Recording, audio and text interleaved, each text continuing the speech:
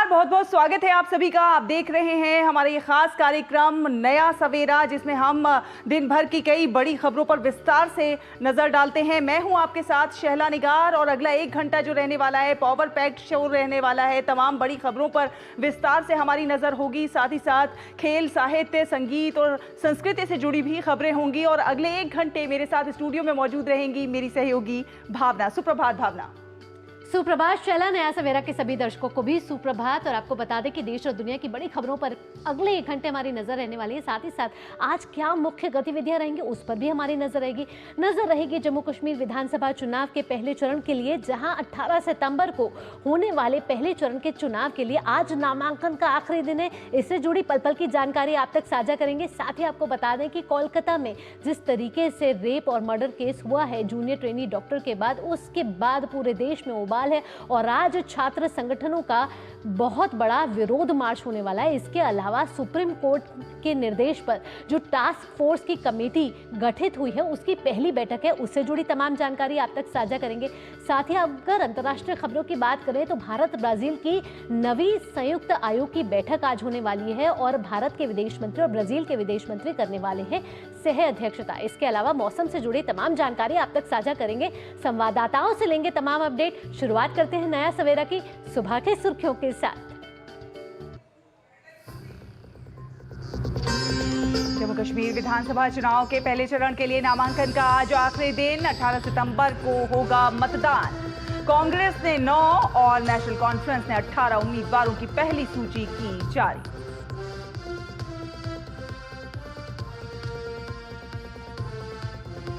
Kolkata rape murder के बाद खिलाफ छात्र संगठनों का सचिवालय चलो मार्च आज।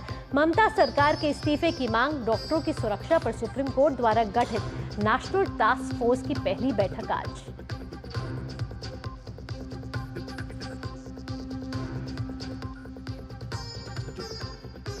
झारखंड के पूर्व मुख्यमंत्री चंपाई सोरेन 30 अगस्त को रांची में भारतीय जनता पार्टी में होंगे शामिल। कल गृह मंत्री अमित शाह से की मुलाकात। दिल्ली आबकारी नीति से जुड़े सीबीआई मामले में अरविंद केजरीवाल की अंतरिम जमानत पर सुनवाई आज। राउज एवेन्यू कोर्ट ईडी की पूरक चार्जशीट पर करेगा विचार। भारत और ब्राजील के बीच 9वीं संयुक्त आयोग की बैठक आज। विदेश मंत्री डॉक्टर एस जयशंकर और ब्राजील के विदेश मंत्री मौरो विएरा करेंगे बैठक की सह अध्यक्षता। रणनीतिक साझेदारी बढ़ाने पर होगी चर्चा। मौसम विभाग का पश्चिम भारत के कुछ हिस्सों में तेज बारिश का अलर्ट। गुजरात में भारी बारिश के कारण आई बाढ़ के कारण स्थिति खराब। पूरे गुजरात में आज सभी प्राथमिक स्कूल रहेंगे बंद। यूक्रेन ने रूस के हमले के बाद जवाबी कार्रवाई पर कर रहा विचार। रूस के हमले से यूक्रेन में पानी और बिजली की आपूर्ति हुई प्रभावित। अमेरिका, ब्रिटेन और नाटो ने हमले को बताया गैर जिम्मेदाराना। खेल की खबरों में यूएस ओपन टेनिस में सुमित नागल पहले दौर में हारकर बाहर।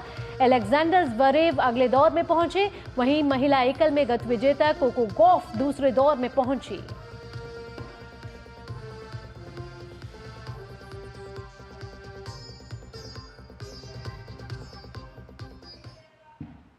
तो चलिए सबसे पहले बात करेंगे आगामी जम्मू कश्मीर और हरियाणा विधानसभा चुनाव की।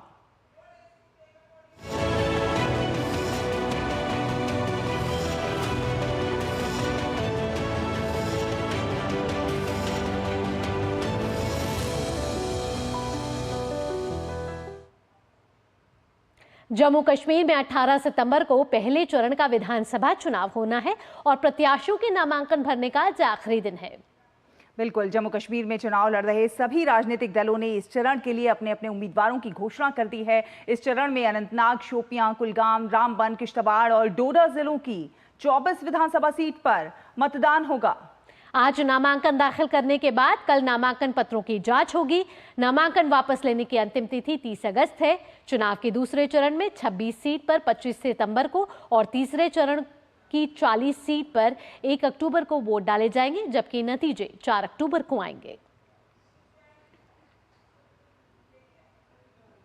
और जम्मू कश्मीर विधानसभा चुनाव के लिए नेशनल कॉन्फ्रेंस और कांग्रेस में गठबंधन के बाद कांग्रेस पार्टी ने 9 उम्मीदवारों की सूची जारी की है और इसके तहत ट्राल से सुरेंद्र सिंह चन्नी, देवसर से अमानतुल्ला मंटू और दुरू से गुलाम अहमद मीर, अनंतनाग से पीरजादा मोहम्मद सैयद और इंदरवाल से शेख जफरुल्लाह, भद्रवाह से नदीम शरीफ, डोडा से शेख रियाज, डोडा वेस्ट से डॉक्टर प्रदीप कुमार भगत, बनिहाल विकार रसूलवान को अपना उम्मीदवार बनाया है।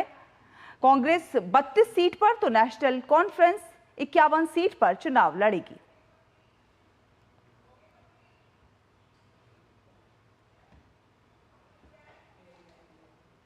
वही बात अगर नेशनल कॉन्फ्रेंस की करें तो उन्होंने 18 उम्मीदवारों की पहली सूची जारी कर दी है।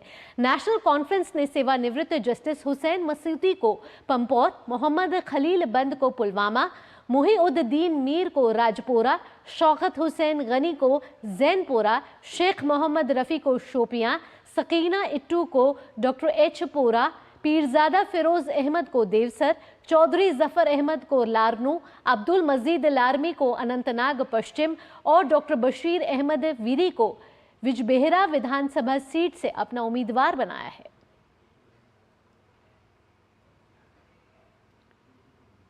तो जम्मू कश्मीर चुनाव को लेकर सरगर्मियां तेज हो गई हैं और सभी दल जो हैं अपनी अपनी तरफ से जो है मतदाताओं को लुभाने के प्रयास भी उन्होंने शुरू कर दिए हैं। श्रीनगर से संवाददाता शब्बीर डार हमारे साथ ज्यादा जानकारी के साथ जुड़ रहे हैं फोन लाइन पर।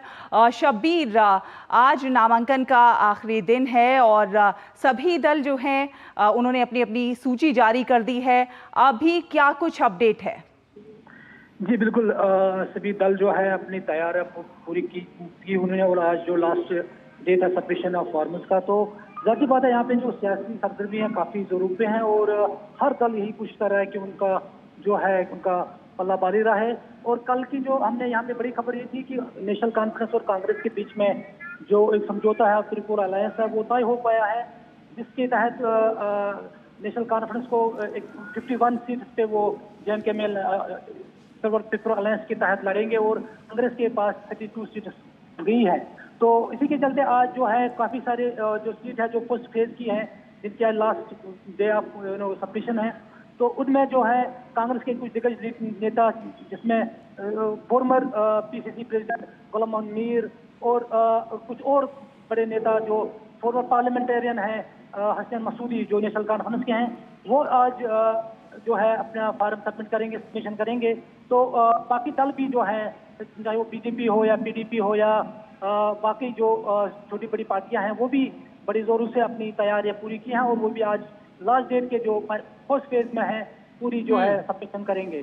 तो इसके अलावा वो लोगों के साथ काफ़ी सारा कनेक्ट हो गया है, जगह जगह पे रैलीज का निकात हो रहा है और लोगों के साथ ज़्यादा से ज़्यादा कनेक्ट होने की वजह से कोशिशें जारी है। सब दल यही कोशिश कर रहे हैं कि काफ़ी सालों के बाद जो इलेक्शन जम्मू कश्मीर में हो रहे हैं और विधानसभा असेंबली इलेक्शन हो रहे हैं, तो हर एक दल की यही कोशिश है कि वो ज़्यादा से ज़्यादा इस इलेक्शन में अपनी कामयाबी दर्ज करे।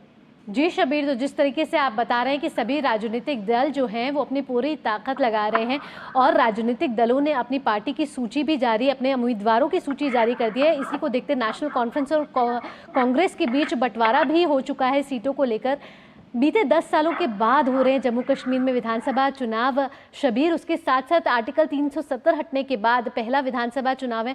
लोगों को कितनी आस है और राजनीतिक दल किन मुद्दों को लेकर सामने आ रहे हैं जनता के आगे? देखिए, जम्मू कश्मीर बदल चुका है और नया कश्मीर है, तो जाहिर सी बात है लोगों की जो मंगे हैं, जो आशाएं हैं, जो एस्पिरेशंस है वो बड़ी है और लोगों ने काफ़ी सालों के बाद यहाँ पे जो है डेमोक्रेटिक प्रोसेस पे अपना एतमाद जताया है। और हमने देखा है कि हाल ही जो पार्लियामेंट इलेक्शन हुए उसमें किस तरह से लोगों ने यहाँ पे बढ़ चढ़ के हिस्सा लिया।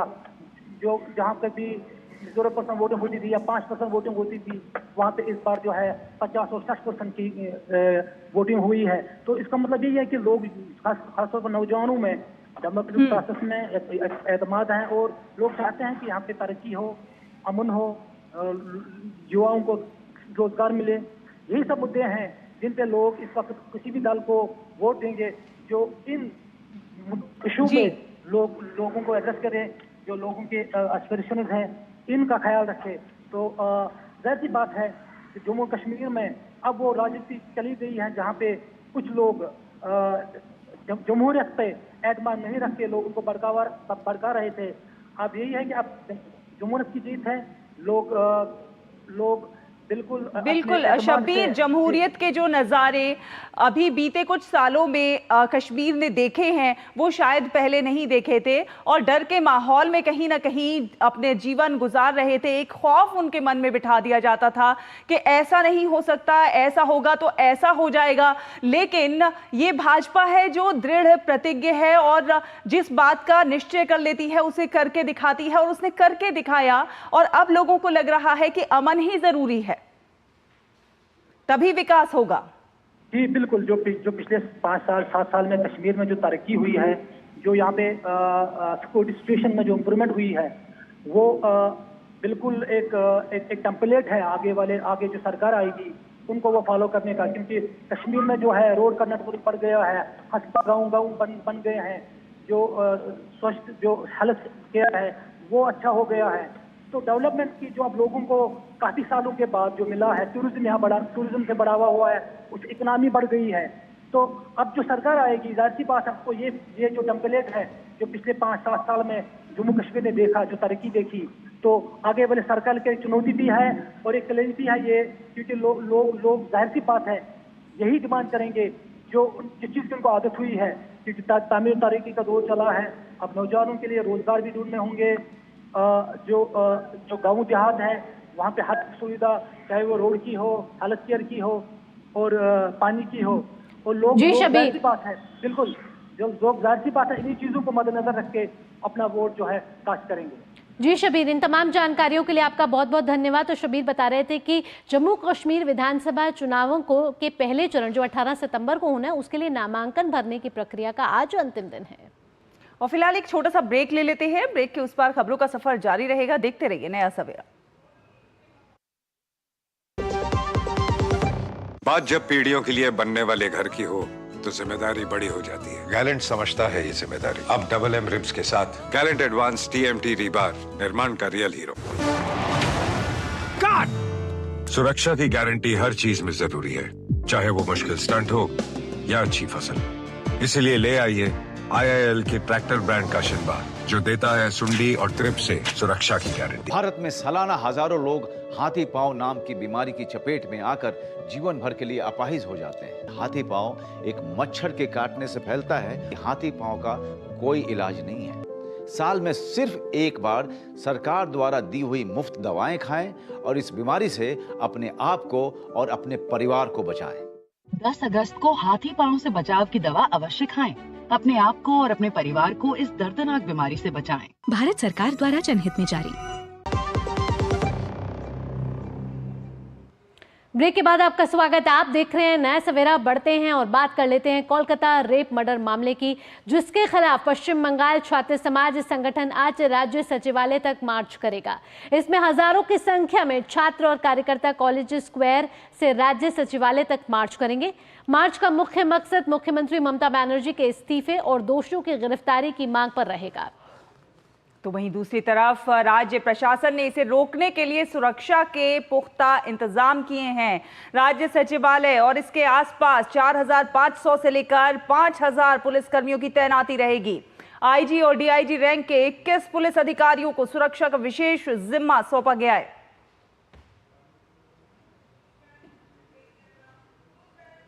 पश्चिम बंगाल की राजधानी कोलकाता में महिला डॉक्टर से रेप और हत्या के मामले में आज छात्र संगठन एकजुट होकर सड़क पर उतरने वाले हैं। इस अभियान को नाम दिया गया है न बनना अभियान। बिल्कुल, बीजेपी इस आंदोलन का पूरा समर्थन कर रही है, न बनना अभियान का पूरा समर्थन कर रही है। और इस बीच कोलकाता पुलिस ने यह कहा है कि इस तरह के अभियान के लिए उन्हें कोई आवेदन नहीं दिया गया है। न बनना अभियान से पहले ही राज्य की विपक्षी पार्टी भाजपा ने पुलिस पर आंदोलन में बाधा डालने का आरोप लगाया है। केंद्रीय मंत्री सुकांत मजूमदार ने पुलिस से सवाल किया कि छात्रों के गैर राजनीतिक आंदोलन में बाधा डालने की कोशिश क्यों की जा रही है। उन्होंने कहा कि वो इस आंदोलन में छात्रों के साथ हैं। जो student organization those are arranging this demonstration, they have already inform through the press conference. तो आपको इंटीमेशन है, बीजेपी का स्टैंड क्लियर है, हमारा आंदोलन नहीं है, लेकिन इस तरीके का डेमोक्रेटिक शांतिपूर्ण जो भी आंदोलन होगा, जो सुप्रीम कोर्ट द्वारा कहा गया है कि ऐसे किसी भी आंदोलन को कोई भी सरकार रोक नहीं सकती, ऐसे हर आंदोलन को, कोई भी पार्टी का भी आंदोलन हो, उसको बीजेपी का सपोर्ट है। पुलिस का दावा है कि संगठन की ओर से प्रदर्शन को लेकर प्रेस कॉन्फ्रेंस तो की गई, लेकिन इसके लिए कोई भी आवेदन नहीं दिया गया। कोई लिखित आवेदन नहीं है, ये रेस्ट्रिक्टेड एरिया है। ये आंदोलन की आड़ में कोई दुष्कृति या कोई भी आदमी हिंसा फैलाना चाहता है या कुछ गड़बड़ करना चाहता है, वो बिल्कुल भी बर्दाश्त नहीं होगा। और जो भी आप करना चाहते हैं कानून को मान कर करें। प्रोसीजर फॉलो नहीं हो रहा है, इसलिए हम कह रहे हैं कि उनका ये जो नबानो अभियान है ये बेआईनी है। उधर टीएमसी के नेता कुणाल घोष ने अलग राग छेड़ दिया है। उनका दावा है कि टीएमसी की सरकार के खिलाफ सभी दल मिलकर साजिश कर रहे हैं। Bureau report, DD news. और चिकित्सा कर्मियों की सुरक्षा और उनके कामकाज की स्थितियों के संबंध में सिफारिशें करने के लिए सुप्रीम कोर्ट की ओर से गठित राष्ट्रीय कार्यबल की आज पहली बैठक होनी है और ये बैठक नई दिल्ली में होगी। भारत सरकार के कैबिनेट सचिव इस बैठक की अध्यक्षता करेंगे। केंद्रीय गृह सचिव, राष्ट्रीय चिकित्सा आयोग के अध्यक्ष surgeon vice admiral R Sarin, अखिल भारतीय आयुर्विज्ञान संस्थान के निदेशक डॉक्टर एम श्रीनिवास और एम्स के न्यूरोलॉजी की पूर्व प्रोफेसर डॉक्टर पद्मा श्रीवास्तव इस कार्यबल के सदस्यों में शामिल हैं। सुप्रीम कोर्ट ने कोलकाता के आरजीकर अस्पताल के एक डॉक्टर के साथ दुष्कर्म और हत्या से संबंधित मामले की सुनवाई के दौरान चिकित्सा कर्मियों की सुरक्षा सुनिश्चित करने के लिए राष्ट्रीय कार्यबल का गठन किया था। सुप्रीम कोर्ट ने इस कार्यबल को 3 सप्ताह में अपनी अंतरिम रिपोर्ट और 2 महीने के अंदर अंतिम रिपोर्ट देने का निर्देश दिया है। तो आज 2 बड़ी गतिविधियां होने वाली हैं। कोलकाता रेप और मर्डर केस मामले से जुड़ी हुई, जहां कोलकाता में न बनना अभियान छात्र संगठनों का विरोध मार्च होगा, तो वहीं सुप्रीम कोर्ट के निर्देश में नेशनल टास्क फोर्स की पहली बैठक आज होने वाली है। कोलकाता से प्रसन्नजीत हमारे साथ ज्यादा जानकारी के साथ जुड़ चुके हैं। प्रसन्नजीत, आपसे पूछना चाहेंगे कि न बनना अभियान की शुरुआत कर रहे हैं आज छात्र संगठन। हालांकि पुलिस ने कहा है कि उनसे आवेदन नहीं लिया गया, वहीं छात्रों में बहुत ही रोष अभी भी है। वो चाहते हैं कि जल्द से जल्द न्याय मिले और इसमें जांच आगे बढ़े। हाँ देखिए भावना, ये जिस तरह से कल शाम को, या शाम को नहीं, कल पूरे दिन पुलिस की तरफ से जिस तरह से बारी बारी में पत्रकार सम्मेलन करके इस नवान्न अभियान को बेआईनी घोषित करने की और जो इस नवान्न अभियान से जुड़े हुए हैं इन लोगों को एक तरह की धमकियां देने की काम किया है, तो इसे लग रहा है कि सचमुच ये नवान्न अभियान की जो ऐलान है इससे सरकार, शासन और प्रशासन की तरफ से थोड़ा सा डर की माहौल है। एक तरफ तो बताया ये जा रहा है कि ये बेआईनी है, एक तरफ से ये बताया जा रहा है कि ये कुछ ही संख्या की छात्र ने इसका कॉल दिया है। अगर ऐसा है तो फिर प्रशासन और प्रशासन की तरफ से इतना डरने की क्या जरूरी है। और दूसरी बात मैं बता दूं, पूरे कोलकाता को एक किले में तब्दील कर दिया गया और जगह जगह पर बैरिकेड लगा के पूरे जो सेक्रेटरीट है नवान्न उसको चारों तरफ से घेर कर ऐसा स्थिति बना दिया है कि जैसे लग रहा है कि शासन और प्रशासन काफी डरी हुई है।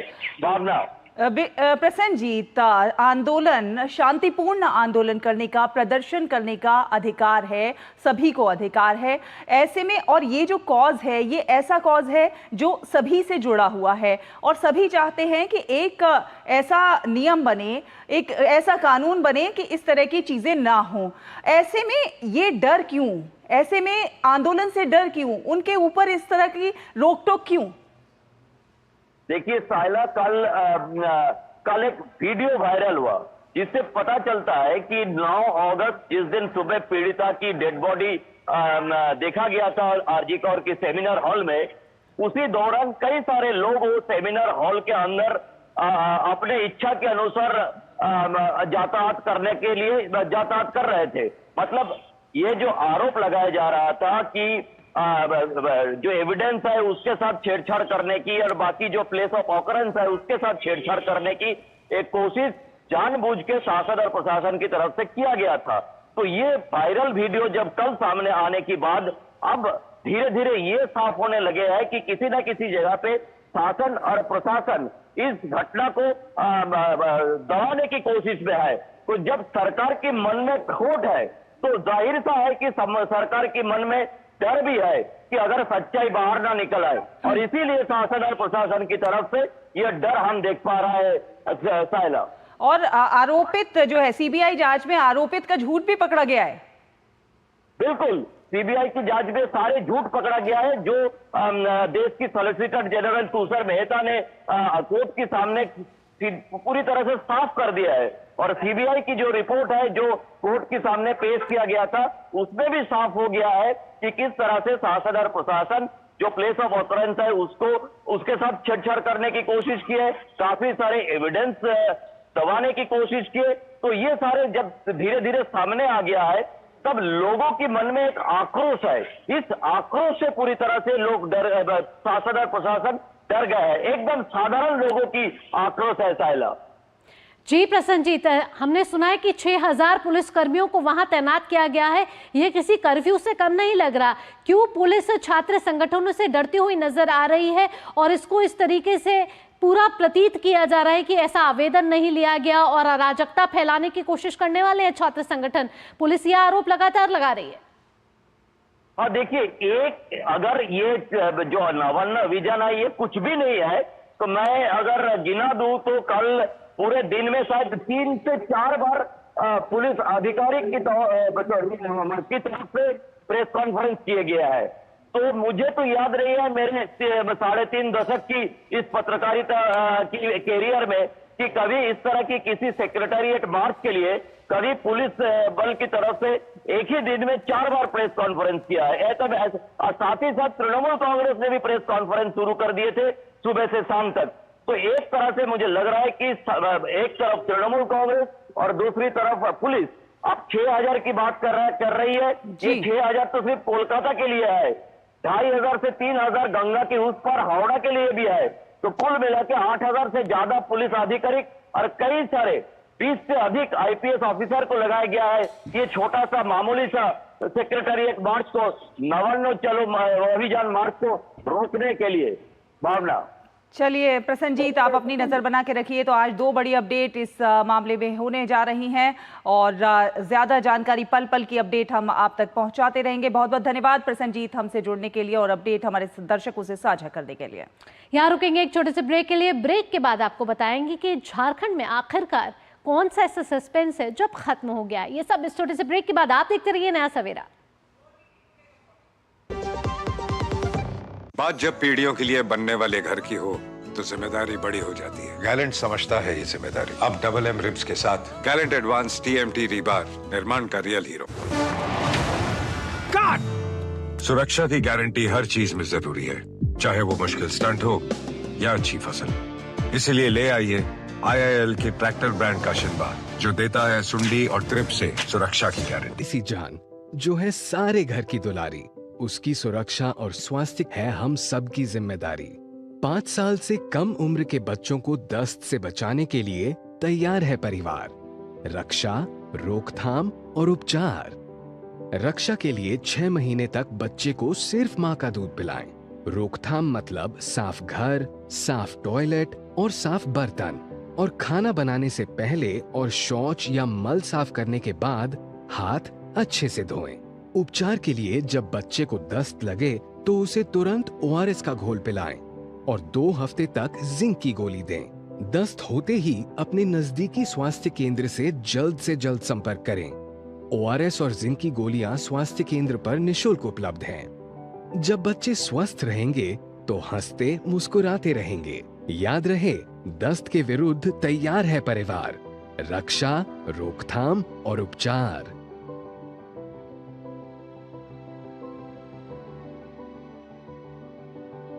अधिक जानकारी के लिए आशा दीदी से संपर्क करें। स्वास्थ्य एवं परिवार कल्याण मंत्रालय द्वारा जनहित में जारी। ब्रेक के बाद स्वागत है आपका। आप देख रहे हैं नया सवेरा। आपको बता दें कि झारखंड के पूर्व मुख्यमंत्री और झारखंड मुक्ति मोर्चे के वरिष्ठ नेता चंपई सोरेन 30 अगस्त को रांची में भारतीय जनता पार्टी में शामिल होंगे। असम के मुख्यमंत्री और झारखंड में भारतीय जनता पार्टी के चुनाव प्रभारी हेमंत बिस्वा शर्मा ने सोशल मीडिया पर इसके बारे में घोषणा की है। चंपाई सोरेन ने उनके साथ कल नई दिल्ली में केंद्रीय गृह मंत्री अमित शाह से मुलाकात की। हाल ही में चंपाई सोरेन ने झारखंड मुक्ति मोर्चा के नेतृत्व पर उनका अपमान करने का आरोप लगाया था।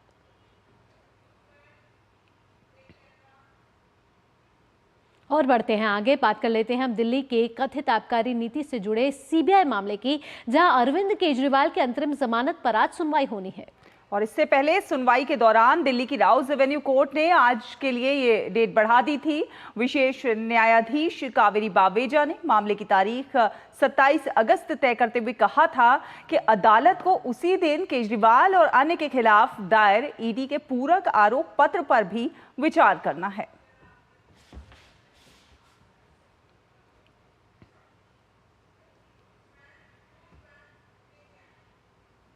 बात कर लेते हैं मौसम से जुड़ी खबरों की। मौसम विभाग ने गुजरात, राजस्थान, पश्चिमी मध्य प्रदेश, गोवा, तटीय कर्नाटक, दक्षिण भीतरी कर्नाटक और मध्य महाराष्ट्र के कुछ हिस्सों में अत्यधिक बारिश का रेड अलर्ट जारी किया है।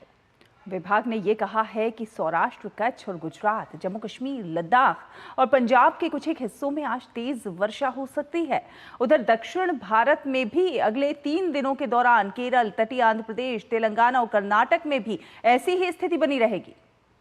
पूर्वी और पूर्वोत्तर भारत में झारखंड, बिहार, उड़ीसा, नागालैंड, मणिपुर, मिजोरम, त्रिपुरा, असम, मेघालय और अंडमान और निकोबार द्वीप में अगले 2 दिनों तक तेज बारिश की संभावना व्यक्त की गई है।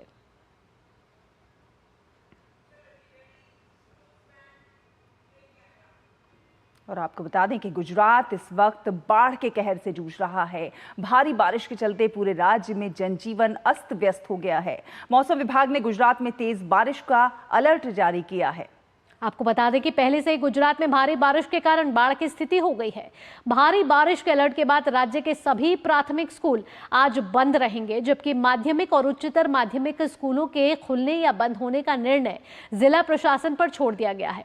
गुजरात में अत्यधिक भारी बारिश की चेतावनी के मद्देनजर मुख्य सचिव राजकुमार की अध्यक्षता में एक समीक्षा बैठक भी आयोजित की गई। सौराष्ट्र, कच्छ और मध्य गुजरात में संभावित बारिश के प्रभावों की समीक्षा करते हुए उन्होंने सभी जिलों के प्रशासन को पूर्व आवश्यक तैयारियों और सतर्कता के निर्देश भी दे दिए हैं। सभी संबंधित विभागों को बारिश के बाद पानी भरने, रोगों के फैलाव और बिजली आपूर्ति की बहाली के लिए सतर्क रहने के निर्देश दिए गए हैं।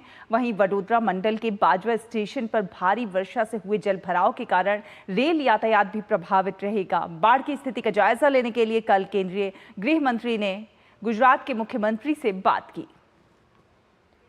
तो गुजरात में लगातार बाढ़ के हालात बने हुए हैं और जनजीवन पूरी तरीके से अस्त व्यस्त है। वहीं आपको बता दें कि गुजरात में आज प्राथमिक विद्यालयों में आज छुट्टी घोषित कर दी गई है। उधर माध्यमिक और उच्चतम विद्यालयों के लिए जिला प्रशासन पर निर्णय छोड़ दिया गया है। अहमदाबाद से मेघना देव हमारे साथ जुड़ चुकी हैं ज़्यादा जानकारी के साथ।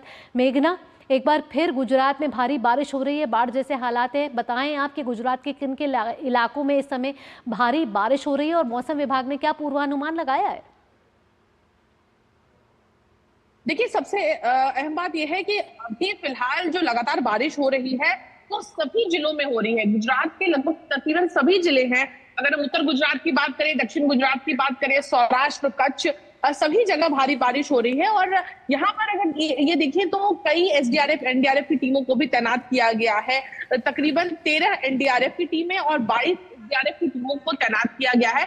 और कल ही हमने देखा कि मुख्यमंत्री भूपेंद्र पटेल ने भी एक समीक्षा बैठक ली, जिसमें उन्होंने जिले के कलेक्टरों से बातचीत की है। उन्होंने इसमें ये भी बताया है कि किस तरीके से जो रेस्क्यू ऑपरेशन है या फिर जो स्थानांतरण का जो ऑपरेशन होता है उसको किया जाए और किस तरीके से चेतावनी दी जाए हर जगह पे। हमने कोस्ट गार्ड के भी वीडियोस देखे हैं, क्योंकि हम जानते हैं कि गुजरात में तकरीबन 1600 किलोमीटर की कोस्ट लाइन है और मछुआरों का एक बहुत बड़ा कम्युनिटी है जो गुजरात में रहता है। उनको भी चेतावनी दी गई है कि वो वेंचर ना करें सी में। वो एक बहुत उसके लिए भी चेतावनी दी गई है। कोस्ट गार्ड लगातार तैनात है कोस्ट लाइन पे। लेकिन अगर देखें तो 17,000 लोगों का स्थानांतरण किया गया है और तकरीबन 1600 लोगों से भी अधिक का रेस्क्यू किया गया है अभी तक। और उसके साथ ही अगर देखें तो कई डैम्स भी हैं गुजरात में। उसमें अगर हम देखें तो तकरीबन 206 डैम्स में से 59 जलाशय जो है वो 100% भर चुके हैं। 72 जलाशय जो है वो हाई अलर्ट पे हैं और 22 जलाशयों को अलर्ट पर रखा गया है। और उसके साथ ही मैं देखिए तो 9 जलाशय ऐसे हैं जिनमें कहा गया है कि पानी ओवरफ्लो हो सकता है। 7 नदियां भी हैं गुजरात में जो ओवरफ्लो हुई हैं।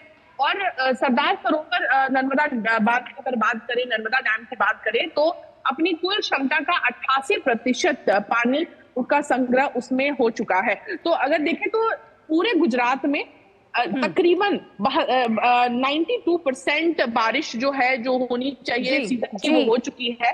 लेकिन कुछ ही कम ही समय में बहुत ज्यादा बारिश होने के कारण पिछले 2 दिनों में और आगे भी कुछ दिनों में भारी से अति भारी बारिश होने की संभावना व्यक्त की गई है, जिसके कारण ये वाटर लॉगिंग की बात करें या फ्लड की स्थिति खड़ी हो गई। बिल्कुल, और जो ये फ्लड की स्थिति है, ऐसे में तमाम बीमारियों का भी डर रहता है। उसके लिए क्या कुछ प्रयास हो रहे हैं, उसके बारे में भी आपसे जानेंगे। उससे पहले मौसम विभाग का एक ट्वीट दिखाते हैं अपने दर्शकों को। मौसम विभाग ने ट्वीट करके जानकारी दी है और मौसम विभाग ने कहा है कि उत्तरी गुजरात में ये जो मॉनसून है वो अब पश्चिमी की तरफ पिछले 6 घंटे से बढ़ रहा है, जो क्लोज टू है पाटन, जो कि 40 किलोमीटर दक्षिण देसा से जुड़ा हुआ है। और साथ ही साथ ये पश्चिमी, साउथ पश्चिमी और गुजरात से आगे बढ़ रहा है और सौराष्ट्र और कच्छ तक पहुंच रहा है। इसके अलावा पाकिस्तान के एडजॉइनिंग इलाके और उसके साथ अरेबियन जो सी है उसके पास पहुंचने की उम्मीद 29 अगस्त तक जताई जा रही है। तो मौसम विभाग ने गुजरात को लेकर ये पूर्वानुमान जारी किया है, जिसमें बताया गया है कि किस तरीके से जो मॉनसून है वो अब आगे बढ़ रहा है। मेघना हमारे साथ लगातार जुड़ी हुई। मेघना बता रही थी कि सरोवर जो डैम है वो भी भर चुका है और नर्मदा नदी को काफ़ी क्यूसेक पानी भी छोड़ा गया है। इससे पहले भी नर्मदा नदी को पानी छोड़ा गया था, क्योंकि सरोवर धाम जब बढ़ जाता है, पानी बढ़ जाता है, तो नर्मदा पर ये पानी छोड़ना पड़ता है। क्या इससे भी कोई प्रभाव पड़ सकता है? देखिए, इससे जो प्रभाव पड़ता है, अक्सर ये एक रेगुलर एक्सरसाइज भी होती है और अक्सर ऐसा भी होता है कि काफी ज्यादा डैम भर जाता है तो कुछ दरवाजे खोल के उसमें से पानी निकाला जाता है। जो नर्मदा नदी में जो पानी जाता है उसके कारण जो नर्मदा, वडोदरा, भरूच, इन सभी जो इलाके हैं उनमें अलर्ट जारी किया जाता है लोगों को कि जो निचले इलाके में जो लोग रहते हैं वो नदी के पास ना जाएं, लो लाइंग एरियाज में जो लोग रहते हैं वो वेंचर ना करें। अभी फिलहाल जो परिस्थिति है सबसे ज्यादा दक्षिण गुजरात में प्रभाव देखा जा रहा है। अगर हम देखें तो सूरत, नवसारी, वलसाड, टापी, डांग, छोटा उदयपुर जिलों में तकरीबन 500 से अधिक सड़क मार्ग जो है वो बंद हो गए थे। हालांकि अगर हम ये भी बताइए मेघना कि पानी की निकासी के लिए क्या कुछ बंदोबस्त किए जा रहे हैं? अगर मार्ग बंद होते हैं जी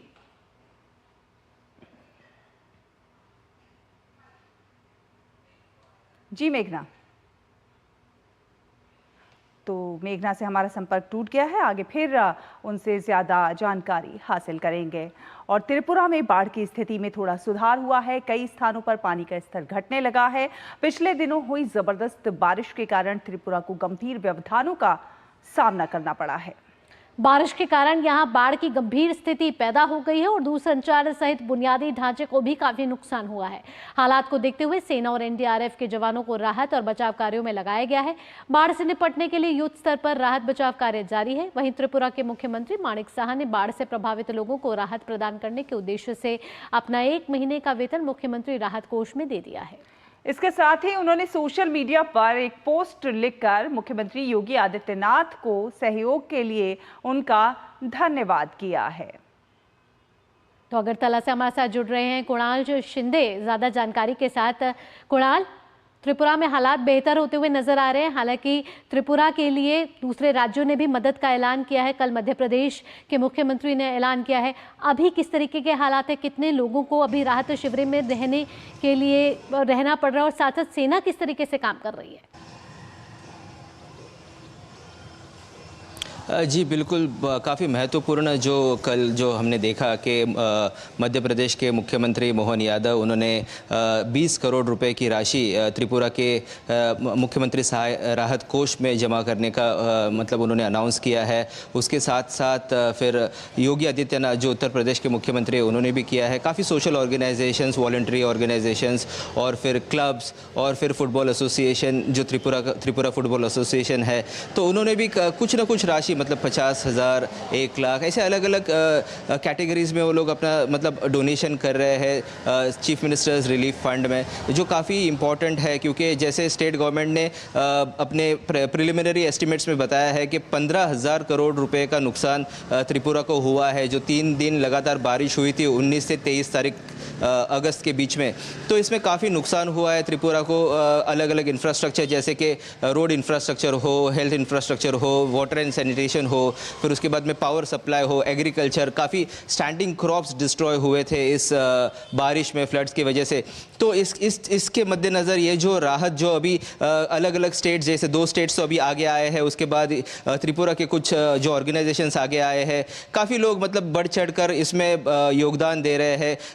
अगर कोई कैश या चेक में नहीं दे पा रहा है, कोई मतलब फाइनेंशियली अगर कंट्रीब्यूट नहीं कर पा रहा है, तो एटलीस्ट वो लोग वाटर बॉटल्स सप्लाई कर रहे हैं, मेडिसिन सप्लाई कर रहे हैं, जो भी ज़रूरत चीज़ें हैं, ड्राई राशन है, ये सप्लाई कर रहे हैं। साथ ही साथ ये भी बताना चाहूँगा कि बचाव कार्य अभी भी जारी है क्योंकि गोमती नदी का पानी अभी भी मतलब डेंजर लेवल पर ही है। बारिश हो नहीं रही है बट फिर भी गोमती का जो पानी का स्तर बढ़ा हुआ है अब भी, तो ये थोड़ा सा चिंता का विषय है सरकार के लिए। बट बचाव कार्य शुरू है। लगभग 70,000 के करीब लोग रिलीफ कैंप्स में अभी भी है। 500 के ऊपर रिलीफ कैंप्स त्रिपुरा में थे जो अभी घटकर 471 पे आए हैं। तो काफ़ी अच्छे से मतलब जो भी है सरकार भी एक कोऑर्डिनेशन दिखाई दे रहा है सरकार के बीच में और जो वॉलंटरी ऑर्गेनाइजेशन है इनके बीच में रिलीफ ऑपरेशंस के टुवर्ड्स। बिल्कुल, तो त्रिपुरा को बाढ़ से राहत मिलती हुई नज़र आ रही है और तमाम जो ऑर्गेनाइजेशंस हैं, चाहे वो आम जन हो और चाहे वो सरकार की ओर से, तमाम लोग मिलकर आगे आ रहे हैं और इस राहत बचाव में अपना योगदान दे रहे हैं। बहुत बहुत धन्यवाद हमारे साथ जुड़ने के लिए कुणाल शिंदे और ये अपडेट हमारे दर्शकों से साझा करने के लिए। फिलहाल एक छोटा सा ब्रेक के उस पार भी खबरों का सफर जारी रहेगा। देखते रहिए DD न्यूज़।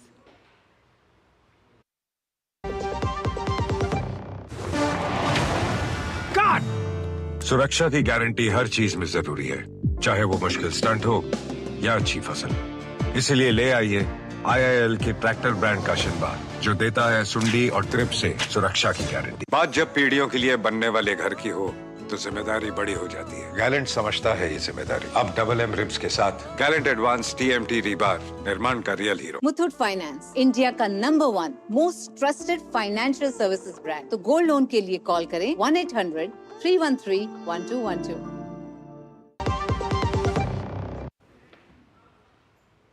ब्रेक के बाद आपका स्वागत है। आप देख रहे हैं नया सवेरा। बढ़ते हैं आगे। प्रधानमंत्री नरेंद्र मोदी ने अमेरिका के राष्ट्रपति जो बाइडेन से फोन पर बात की है। PM मोदी ने अपने एक्स हैंडल पर इस बातचीत की जानकारी दी है। प्रधानमंत्री ने कहा कि आज फोन पर जो बाइडेन से बात की, हमने यूक्रेन की स्थिति सहित विभिन्न क्षेत्रीय और वैश्विक मुद्दों पर विस्तृत विचार विमर्श किया है। मैंने शांति और स्थिरता की शीघ्र वापसी के लिए भारत के पूर्ण समर्थन को दोहराया है। हमने बांग्लादेश की स्थिति पर भी चर्चा की और सामान्य स्थिति की शीघ्र बहाली और बांग्लादेश में अल्पसंख्यकों विशेषकर हिंदुओं की सुरक्षा सुनिश्चित करने की आवश्यकता पर बल दिया।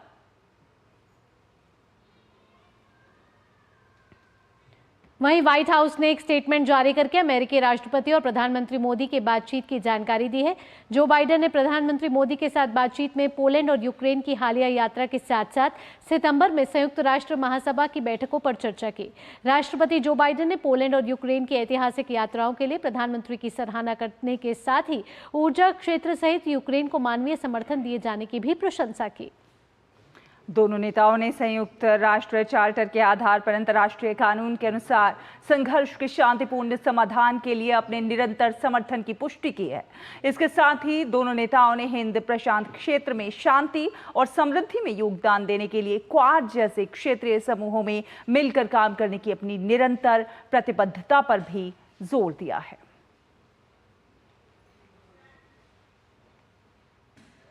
और आपको बता दें कि भारत और ब्राजील के बीच 9वीं संयुक्त आयोग की बैठक आज नई दिल्ली में होगी। विदेश मंत्री डॉक्टर एस जयशंकर और ब्राजील के विदेश मंत्री मौरो विएरा बैठक की सह अध्यक्षता करेंगे। बैठक में दोनों पक्ष समग्र रणनीतिक साझेदारी पर विस्तार करने पर विचार विमर्श करेंगे। इसके अलावा ब्राजील के विदेश मंत्री विएरा का आज विदेश मंत्री डॉक्टर एस जयशंकर से मुलाकात का भी कार्यक्रम है।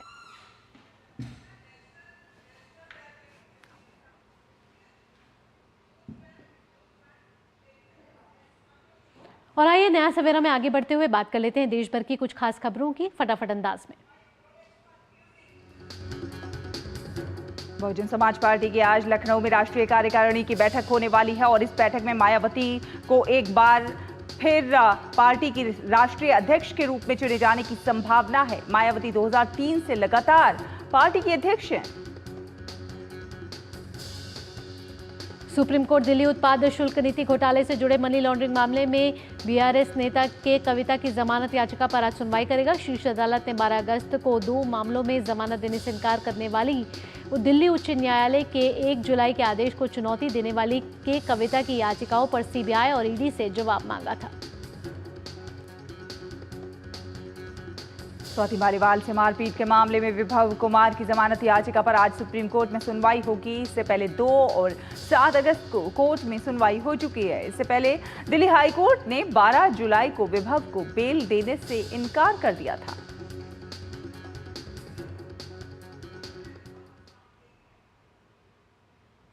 और अब वक्त हो चला है हमारे खास सेगमेंट अखबारों की सुर्खियां जानने का।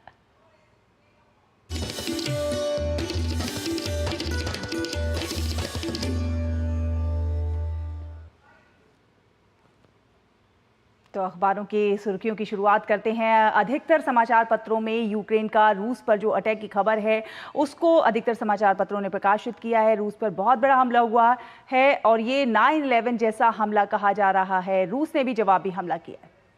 वहीं बात करें अगर अगली खबर की तो अखबारों में प्रकाशित की गई है लद्दाख से जुड़ी एक खबर, जहां लद्दाख में 5 नए जिले सरकार बनाने वाली है। गृह मंत्री अमित शाह का ऐलान है इस पर। और नए जिलों में जास्कर, द्रास, शाम, नुब्रा और चांगथांग शामिल रहेंगे। आपको बताएं इस खबर के बारे में तो प्रधानमंत्री ने भी इस कदम की सराहना की है। और वहीं एक और खबर जो अखबारों में कई अखबारों ने प्रकाशित की है वो है कि पॉलीग्राफी टेस्ट ने पकड़ा है आरोपित का झूठ।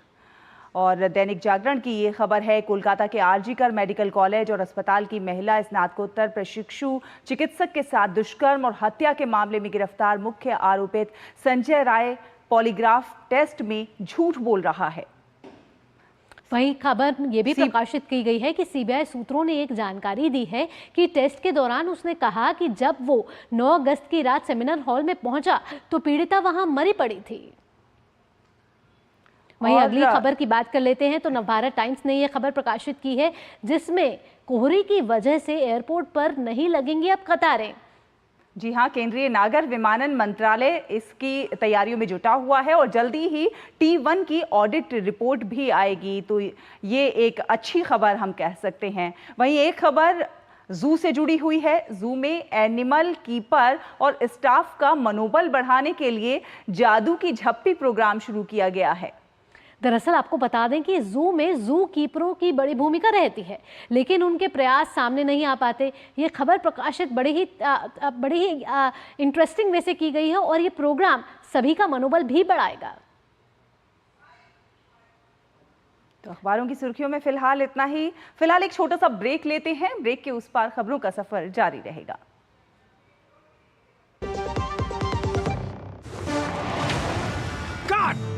सुरक्षा की गारंटी हर चीज में जरूरी है, चाहे वो मुश्किल स्टंट हो या अच्छी फसल।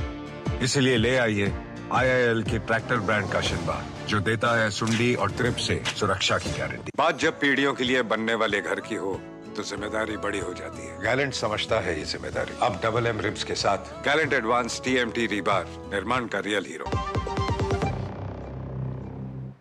ब्रेक के बाद आपका स्वागत। और आइए अब दुनिया भर की कुछ खास खबरों पर नजर डाल देते हैं। अंदाज रहेगा फटाफट।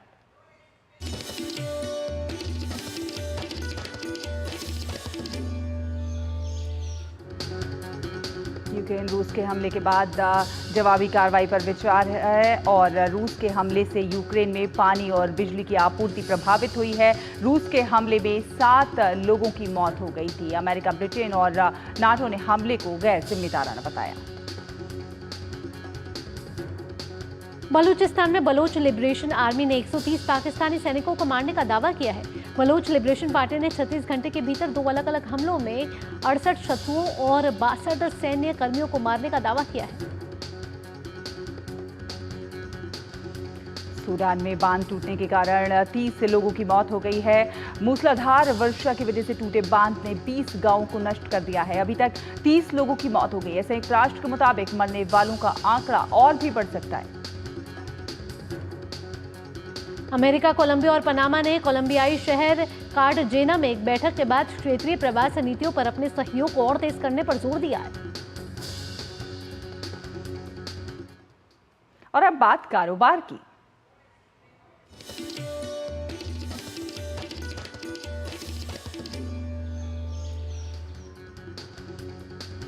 भारतीय रिजर्व बैंक के गवर्नर शक्तिकांत दास ने कहा है कि केंद्रीय बैंक लगातार ऐसी नीतियां, प्रणालियां और मंच तैयार करने पर काम कर रहा है जो वित्तीय क्षेत्र को मजबूत, जुझारू और ग्राहक केंद्रित बनाएंगे। भारत में बिजली की मांग में तेजी से इजाफा हो रहा है। चालू वित्त वर्ष की पहली तिमाही में बिजली की मांग सालाना आधार पर 10.6% बढ़ी। भारत हेवी इलेक्ट्रिकल्स लिमिटेड को अदानी पावर और उसके सहयोगी कंपनी महान एनर्जन लिमिटेड से 3 super critical thermal power project स्थापित करने के लिए 11,000 करोड़ रुपए के ऑर्डर दिए गए हैं। सार्वजनिक क्षेत्र की कंपनी तेल एवं प्राकृतिक गैस निगम ने कहा है कि उसने बंगाल की खाड़ी में कृष्णा गोदावरी बेसिन में अपनी प्रमुख गहरे समुद्र की परियोजना का एक और कुआं खोला है। बेंगलुरु में घरों की कीमतें 2020 के बाद से सबसे अधिक 90% बढ़ी हैं, जबकि दिल्ली एनसीआर के द्वारका एक्सप्रेस वे में 79% मूल्य वृद्धि के साथ चौथे स्थान पर रहा है। और अब खबरें खेल जगत से।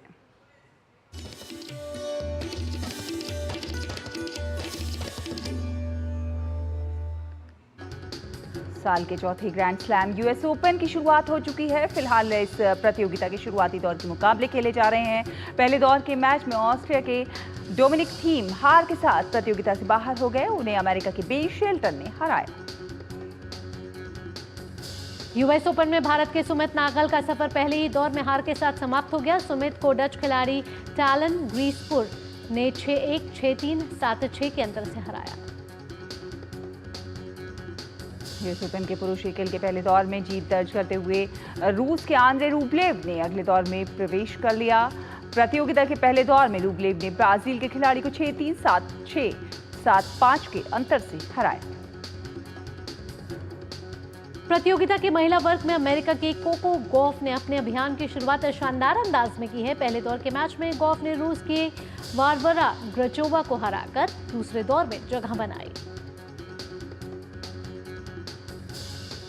यूक्रेन की अलीना स्वतोलिना ने यूएस ओपन के महिला एकल स्पर्धा के दूसरे दौर में प्रवेश कर लिया है। प्रतियोगिता के पहले दौर में स्वतोलिना ने अर्जेंटीना की मारिया लार्डेस को 3-6, 6-3, 6-4 के अंतर से हराया। स्पेनिश टेनिस खिलाड़ी पाउला बडोसा ने बड़ी आसानी से यूएस ओपन के दूसरे दौर में प्रवेश कर लिया। प्रतियोगिता के पहले दौर में पाउला ने स्विस खिलाड़ी 6-0, 6-3 के अंतर से हराया।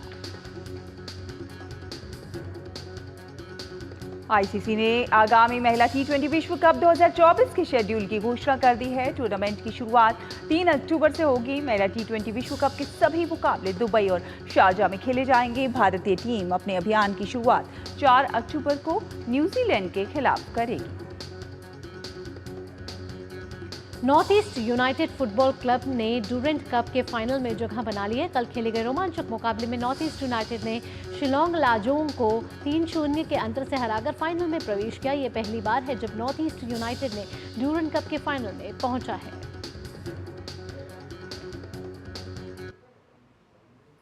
और अब खबरें सिने जगत से।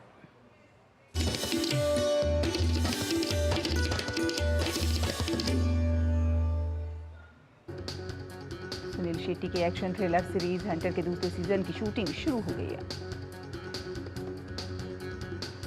कंगना रनौत की आगामी फिल्म इमरजेंसी का पहला गाना सिंहासन खाली करो रिलीज कर दिया गया है।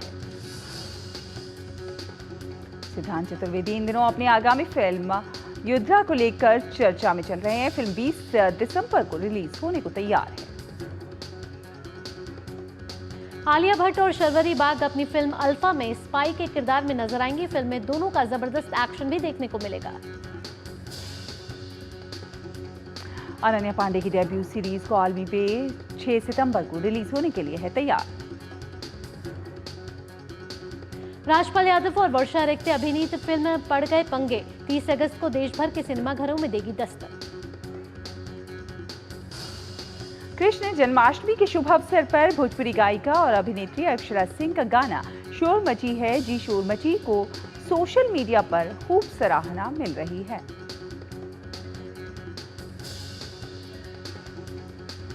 के क्षेत्र में बड़ा मुकाम हासिल किया है। दादी नानी के जमाने से चली आ रही खाद्य प्रसंस्करण की पारंपरिक विधि को अपनाकर प्रेरणा ने एक देशी ब्रांड तैयार किया है जो ग्रामीण महिलाओं के लिए रोजगार का साधन बन गया है। देखिए डीडी न्यूज की एक खास रिपोर्ट। गोड्डा के डारे गांव में युवा उद्यमी प्रेरणा मिश्रा के साथ मिलकर ग्रामीण महिलाएं उद्यमशीलता की नई कहानी लिख रही हैं। प्रेरणा के मार्गदर्शन में ये महिलाएं शुद्ध रूप से जांता और ढेकी से पिसे हुए सत्तू और अन्य उत्पादों को घर घर तक पहुंचा रही हैं। प्रेरणा पूर्व में रिटेल सेक्टर में काम कर चुकी हैं। अब उनके इस अनुभव का लाभ गांव में उद्यमशीलता को बढ़ावा देने की दिशा में हो रहा है। मैं हमेशा गांव से जुड़ी थी तो यहाँ पे देखा कि पहले बहुत पहले मेरी नानी दादी चक्की जाता इन सब का इस्तेमाल होते हुए देखा। उसके बाद जब मैंने नौकरी करना शुरू किया तो बहुत सारे ब्रांड्स के साथ काम किया, रिटेल सेक्टर में काम किया और मुझे समझ आया कि कस्टमर्स को हेल्दी प्रोडक्ट्स का डिमांड काफ़ी है। शहरों में लोग हेल्दी प्रोडक्ट्स ढूंढ रहे हैं। प्रेरणा ने वर्ष 2020 में कोरोना काल में कुछ महिलाओं के साथ इस काम को शुरू किया था और आज इससे लगभग 100 महिलाएं जुड़ी हुई हैं जो आर्थिक रूप से सशक्त भी हो रही हैं। हमारी प्रेरणा मैम ने हम सारी दीदी के साथ मिल करके ये स्टार्टअप स्टार्ट किया कि आप लोगों को क्या क्या आता है, तो ये जाता ढेकी का काम हम लोगों ने मिल के स्टार्ट किया और आज हमसे कम से कम 90 से 100 महिला जुड़ी हुई हैं, रोजगार पा रही हैं और सब बहुत खुश और मतलब गर्व महसूस करती है कि हमारे डारे में ऐसा कुछ हो रहा है जो कि बाहर सामान जा रहा है। इनका नेचरशिप ब्रांड शुद्ध रूप से देसी है। खेतों से लेकर पीसे हुए अनाज की पैकेजिंग तक हाइजीन का पूरा ख्याल रखा जाता है। हर काम गांव के स्तर पर ही हो जाने से इन महिलाओं को घर में ही रोजगार मिल पा रहा है, जिससे वो खासी खुश है। दीदी लोग सत्तू बना रही है और हम लोग पैकिंग कर रहे हैं। ये पैकिंग बहुत दूर दूर तक जा रही है और हम लोग घर में बैठ करके गांव में बैठ करके तो कोई रोजगार मिल नहीं सकता है, तो यहाँ पे हम लोग कंपनी चला रहे हैं, सभी मिलकर के कंपनी को आगे बढ़ाएंगे। बहुत ज़्यादा फायदा हो रहा है कि घर में हाउस वाइफ थे तो अभी वर्क कर रहे हैं तो कुछ इनकम कर रहे हैं। घर में जो होता है ना तो खुद से मेहनत करके बहुत प्रॉफिट हो रहा है। शहरी चकाचौंध को छोड़कर गांव में नया उजियारा लाने पहुंची प्रेरणा ने बताया कि उन्होंने अपने उत्पादों में खान पान में शहरों की मांग और देसी खाद्य प्रसंस्करण की पद्धतियों का मिश्रण किया है। मैं गांव से आई और मैंने गांव में देखा कि गांव का लाइफस्टाइल ही है ऐसे प्रोडक्ट्स खाना, उनकी कुलिनरी विजडम का ये पार्ट है। तो फिर मैंने कोशिश किया कि इन दोनों को कनेक्ट करूं और गांव के शुद्ध देसी प्रोडक्ट्स हमारे कस्टमर्स तक पहुंचाऊं। प्रेरणा को इस काम में परिवार का भी पूरा सहयोग मिल रहा है। गांव की महिलाओं को आगे बढ़ाने की सोच प्रेरणा को आम महिलाओं से अलग बनाती है। प्रेरणा मिश्रा ने महिला सशक्तिकरण और परंपरागत खान पान को अपनी उद्यमशीलता से नया आयाम दिया है जो सबों के लिए नजीर है। दिवाकर कुमार, दूरदर्शन समाचार, गोड्डा।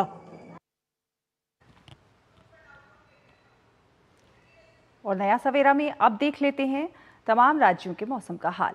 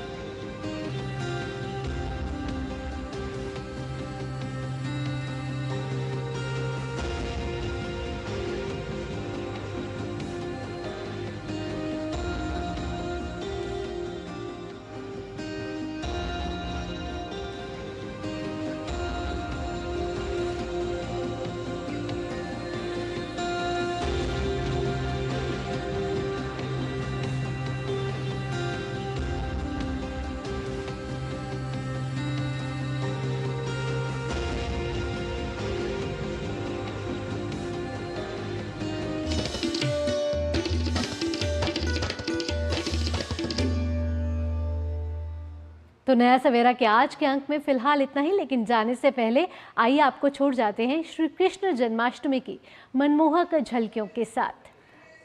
तो आप इन झलकियों का उठाइए आनंद, हमें और हमारी पूरी टीम को दीजिए अनुमति।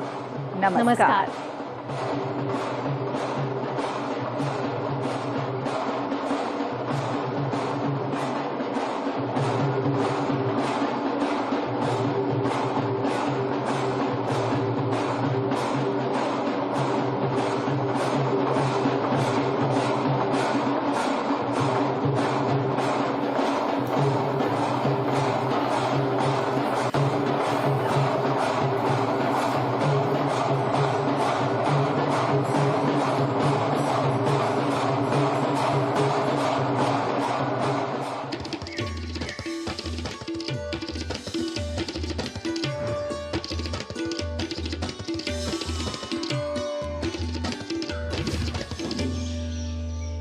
नया सवेरा